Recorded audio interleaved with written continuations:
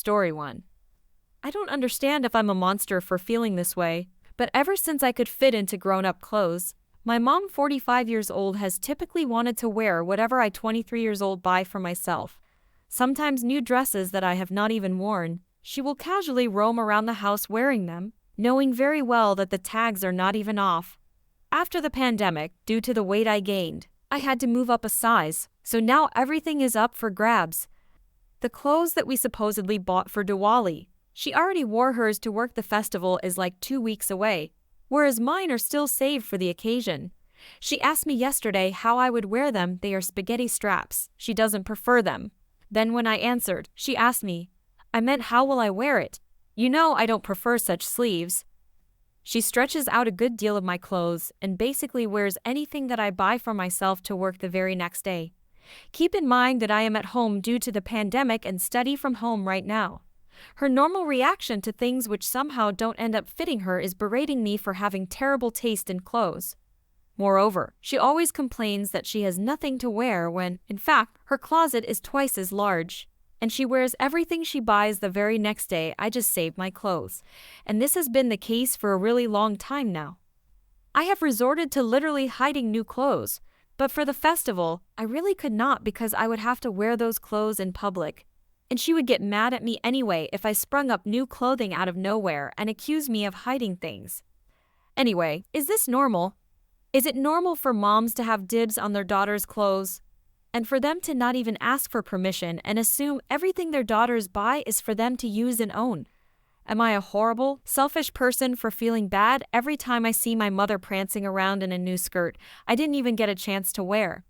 Moreover, she knows I get annoyed by it, but say nothing, which is why she always mocks me whenever she does it, asks dumb questions like, oh, how am I supposed to wear this?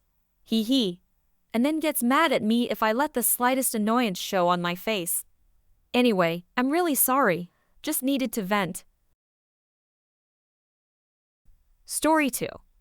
So my wife, 33 years old female, and I, 34 years old male, like everyone else, are dealing with the intense stress of this pandemic. We had our son in March on the eve of the lockdown, and we're blessed to be able to have a great birth and get out hours before patient zero in our area entered our hospital and kicked off the lockdowns.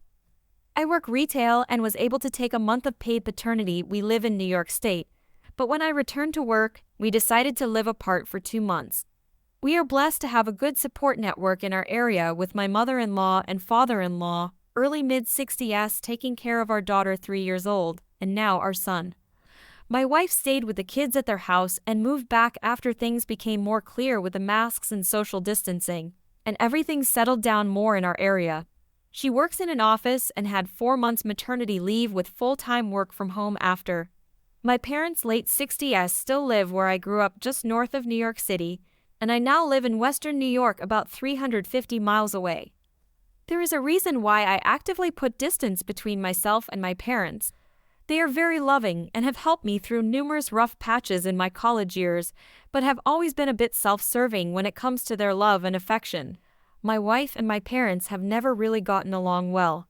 They have been the sole point of contention between my wife and I throughout our relationship. I still care for them, but they just won't change. They are no fun to be around and generally bring a negative attitude even about the most positive things. My mom wants what she wants, and my dad just tails along. After 40+ years married, he just rolls with it. I could write pages and pages about our relationship, but we don't have time for that. Most important need to know fact, my mom has subtly and not so subtly always been jealous of the amount of time my in-laws get with the grandkids versus the amount they get. That should tell you all you need to know about mindset here. They visited over the summer when my son was about 4 months old. It was a fine visit, but afterwards, my wife got very sick with pneumonia and was almost hospitalized. She took several negative COVID-19 tests, but it lasted almost a month. She is still dealing with some after effects, and her doctor is obviously concerned, especially since she's still breastfeeding. Her doctor is really concerned about the negative impacts of my wife getting sick again and still thinks it could have been COVID-19. Our kids also had slight respiratory effects as well, but with negative tests. I too had a negative test, no symptoms, although I typically don't get sick as much. Obviously, my parents want to come visit again. I know they generally do a good job wearing their masks, and they really don't go out much. My wife and I do a good job with reducing exposure, wearing masks all the time in public. But we do have a small social circle of kids that our daughter plays with, and we have gone out to breakfast twice in the last 6 weeks, also twice in the last 8 months. We are not accusing my parents of getting anyone sick, but with the global pandemic picking back up again, we asked them to take a COVID-19 test and send it to us or wear masks the whole time. We also offered to take tests and send out results as well. Of course, I don't want to ask anyone to do these things, but here we are in the middle of a global pandemic. Now, my brother had reached out a few weeks ago, and I told him the same thing, to which he opted to maybe wait till next year then, which is his choice. My mom and I talked about this after I told my brother because, of course, we did. Cue to today, when we had our weekly video chat where we talked about planning a weekend in December for them to visit. I had specifically talked with my mom about my wife's health concerns and waiting for test results, etc. Earlier this week, we had talked about getting tested at various points over the last few weeks. Today, she flat out refuses to get a test. My wife and I, with all the kids and the dog around us, kinda dumbfounded, but also expecting some resistance somewhere in our plan, fire back on the offensive at offensive. We were willing to forego mask wearing with a test. We're concerned for everyone's health, as they're not exactly the pinnacles of human health either. But she just flat out refuses. After some back and forth, voices were raised and lines were drawn in the sand. I couldn't take it anymore and just straight up yelled into the video chat, "Get a COVID-19 test or don't see your grandkids." My mom hung up on me. Things cooled down and she called 20 minutes later to finish up. But we still have to sort things out, and she is still not wanting to take the test. Story 3. My daughter had a friend over for a sleepover last weekend. They're both 13-year-old girls. It was all fairly standard stuff. Watch bad movies, stay up too late, eat too much junk food, you know the drill. Both kids seemed to have a nice time, and the visiting kid was nice enough for someone else's teenage child, and I really didn't think too much more about it. Until the friend's mother called me Sunday night, absolutely outraged over what I had done while her child was in my care. Was it allowing them to stay up too late? Was it junk food? Was it the choice of film I allowed them to watch? No, my crime was far worse than that. Imagine the mother's horror when she discovered I had allowed her child to, wait for it, drink tap water. Turns out only bottled water is acceptable for her family. Now, I know some places have issues drinking tap water. We live in an area with excellent tap water quality, so I was kind of baffled at what the issue was. I told her, our tap water is fine, and your kid didn't say anything at the time. But oh no, that wasn't good enough. You see, tap water has toxins in it. It's not safe, and her family only drinks bottled water, and she is frankly shocked and disturbed that her child was associating with the child of such an awful, awful parent, and that I could rest assured she would be calling Child Protective Services first thing Monday to have my child removed from such a harmful environment. I was just kind of stunned and didn't really say anything, and she hung up on me. I'd love to know where she thinks bottled water companies get their water from. And second, we're in Australia, and Child Protective Services isn't a thing here. So yeah, they're out there. Story 4. My boyfriend just told me this story, and I thought it belonged here. When he was 14, he was living with his mom and sister on a housing estate. It was summer, and he liked a bit of light in his upstairs bedroom, so he left the curtains open at all times. That included when he was getting dressed and after having a shower, so if you purposefully stared at his window, you could only see him from his waist up. Well, their neighbor did not like that one bit.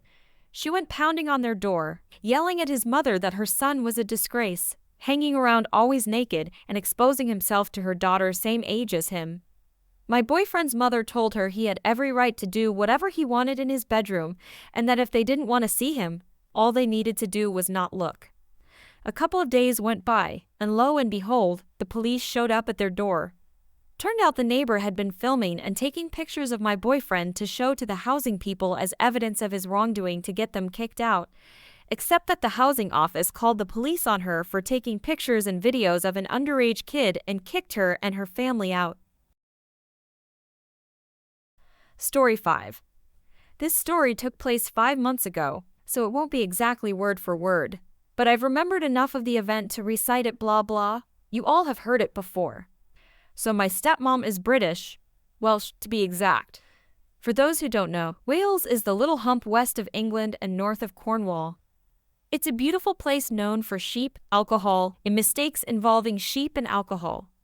My stepmom is ethnically Welsh but raised in England. Despite this, my nane and Tade Welsh for grandma and grandpa insisted on her and her brother learning Welsh to preserve their heritage. The Welsh are a proud people, and so they wanted to ensure their children were as immersed as they could be. So she grew up bilingual, went to university, got a job working for a certain tech giant, and moved to the United States to help train their staff. A few years later, she met my dad and joined the family.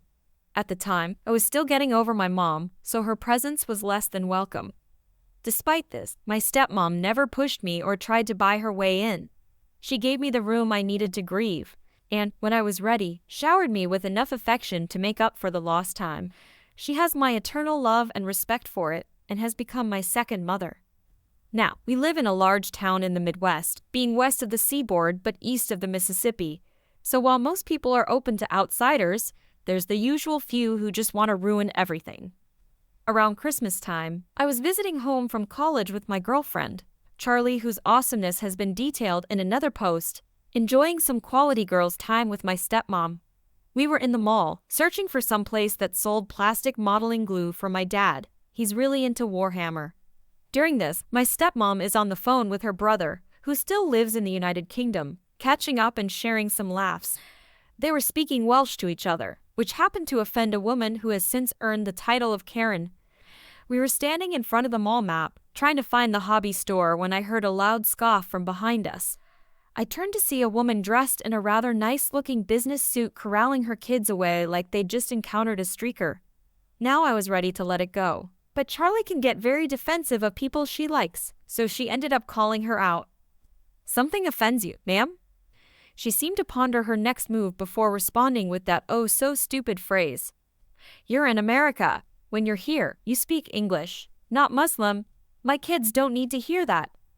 Now I've met some pretty foolish people in my life, even dated one. But never, ever have I heard of someone confusing Welsh for Arabic, which is what I assumed she meant. They're two very different languages from two very different cultures. The only similarities between them is how little I understand them. However, for someone to be so offended by someone speaking another language, they probably also didn't immerse themselves too much in other cultures. To her, the world probably began in New York and ended in Los Angeles. It was at this point that my stepmom hung up. "Now I know that Americans get a bad rap and all," she said in an obvious British accent. "But it doesn't help when you actively conform to the stereotype." "Oh my God," Karen said with righteous indignation. "Your accent is awful. Where did you even learn to speak English?" My stepmom held the most deadpan expression she could. "England." I swear I could smell the smoke coming from the flaming mess inside Karen's skull. She looked at Charlie and me, a pair of shockingly Caucasian college brats, and then my stepmom, our even paler chaperone, took a moment to process what she was doing, and then walked away, dragging a group of embarrassed-looking tweens with her. I have to give her credit. At least she knew when to quit. My stepmom chuckled, muttered an offensive-sounding Welsh phrase, and then helped us scan the map for the hobby shop. The rest of the day went well, and we had a funny story to tell my dad when we got back. To all my bigots out there who get offended when someone speaks another language, get over yourselves. The world doesn't revolve around you. To all my bilingual friends out there who speak their native tongues, good for you. It's important to keep your culture alive. And to Karen, next time you try to accost someone for speaking something other than English, at least get the right continent.